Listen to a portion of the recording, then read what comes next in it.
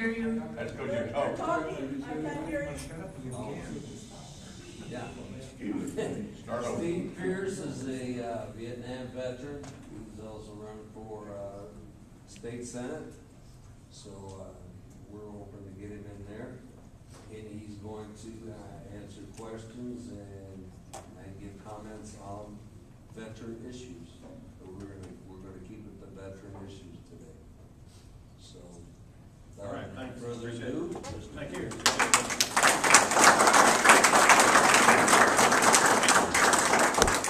First of all, before we get started, my wife Cynthia is accompanying me on this trip, so I give her a round of applause. Just making sure that you behave. Yeah, that's the reason she's right up on the front row. She was the one who asked, as we were contemplating running for the seat again, why would you put us through this again? It's a very, very hard lifestyle. The issues that face us are very difficult, and I did not go into it lightly. My comment to her was that I'm simply worried about the country. If there aren't enough things to worry about from external problems, then we have created enough internal problems to cause us deep worry. Right now, we're borrowing 43 cents out of every dollar that the government spends. So almost half of what we're paying out is borrowed from China. That is going to be coming to a close. The Chinese, about a month ago, began to buy South Korean treasuries and began to evacuate off of U.S. treasuries. At that point, we're simply faced with the prospect of printing money. That's what Argentina does. Argentina has 1,500% inflation every year. So if we're going to honor our commitment to our veterans, which I think that we should, then we absolutely have to be concerned about the way the spending is going on in Washington for just things that seemingly don't even matter. We're taking money away from people who depend on it, who've been promised the money, and we're doing things that just don't make sense in my books. We spent almost $1 trillion, late last year, saying that we're going to fix the economy. Instead, we've moved on up to 10% unemployment. Just one way for the economy to be fixed, and that's to create jobs. And without jobs, then the whole deck of cards is going to start collapsing. Take a look at California. California is shutting down 2 days a week. They can't afford to pay the bills. We were just in Sunland Park over the weekend. Sunland Park simply closed its doors Friday afternoon. They could not pay the payroll for the last 2 weeks.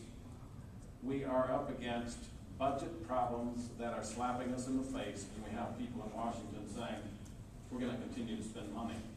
So we're going to take questions and answers, and I look forward to it.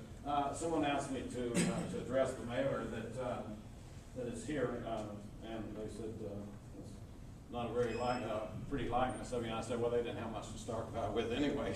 It's about the best they could do.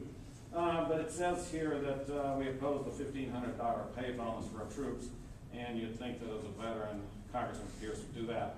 First of all, know that I'm sure you find it really unusual, but politicians of both sides will play political games. The defense authorization, when this the vote was made on the bonuses, the defense authorization bill had been in motion for most of the year. It was either late October, early November, something late in the year. And we have the defense authorization going to be up next week. It had a structured system of 10 to 12 different bonuses. I don't remember exactly. And the bonuses for our Afghanistan troops and the Iraqi troops are there. Now, the week before, then somebody pitches on the floor this bill that would suddenly say, give a bonus to them. It didn't fit into the budget, was not a part of the plan, and so we as Republicans voted against it because we knew we had a better bill coming out. But you see what they were written down. The bill was never to pass. It was to do this with it. On the other side is a gentleman who claims that I turned my back on him. I'm the one who's done about 1,000 of these town hall meetings. I go in where people sometimes agree and sometimes don't agree. And I stand in front of it and I take their questions. Now, if I turn my back on this guy, I don't remember it, number one. And I talked to him personally. He said, you turned your back on me. I said, I don't turn my back on people. That's not me. So I said, tell me when I did that. Because I keep very detailed records of when I was where. I can just almost tell you where I was on any given day. I have yet to hear that piece of the story. So I won't contradict what he's saying, but I will say that when I asked him for documentation on when was this, that we haven't yet gotten the answer. So we're gonna go straight to questions now, but keep in mind, there will be a lot of questions on why did you vote against veterans benefits? There were usually 4 reasons. I did not take it lightly, and by the way, I've got another series of documents here with 27 different bills that we did vote on, that we did co-sponsor. Things like adjusting the survivor benefits, the co-pays, exempting veterans from co-pays, increased cost of living. These are just things as I'm reading down through here. I was a part of a small group that got the first ever concurrent receipts issue solved in Congress. It came up after the Civil War. If you're not familiar with concurrent receipts, you can't draw your retirement and disability concurrently if you're a military veteran. If you're a secretary in the transportation department and you hurt your finger typing, you can get disability and retirement concurrently. It was one of the most unfair things I had ever heard of. I got to Congress and both parties had made political hay out of it for decades. I got to Congress and I was a small group, about 15 of us, and Mr. DeLay was there. And we said, sir, we were probably 2 months into it. With all due respect, sir, we campaigned on this issue and we're gonna fight for it. At that point, he said, simply no, we're not gonna do it. And we said, okay, you don't have enough votes to pass anything without us, and we'll simply stand our ground.